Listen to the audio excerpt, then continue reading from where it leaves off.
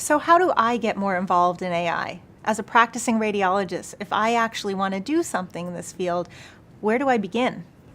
Uh, that's a good question. I'm hoping that the tools that the AI lab is developing might be of use to you. So I would recommend that you go check them out. There's a variety of educational content as well as this create portion of the AI lab that will allow you to try the different knobs that might be used in the training process. It might allow you to evaluate some cases, see how well the algorithm is performing.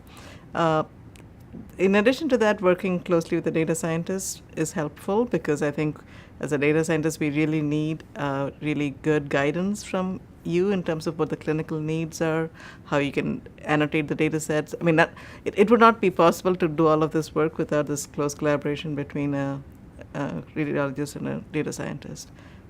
So if I wanted to just annotate a bunch of cases for creation of an algorithm, is that something that I can do? Absolutely. I think if you can, working with your IT at your institution, get data from the packs, use some of the tools, the annotation tools, and firstly decide what the task is. So is it a classification task? Is it a segmentation task?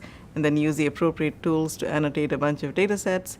You may be able to find essentially trained models for that problem that you can just fine tune for your internal data set.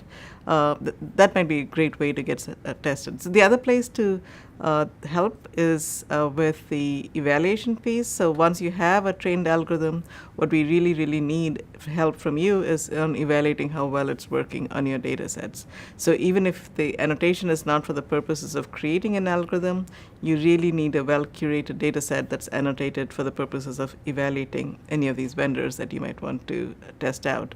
So making sure you have a robust data set that has all kinds of case mixes that you expect to see, the whole range of circumstances under which you might be applying that algorithm. You need to make sure you have a data set that can push the limits of the algorithm in that sense.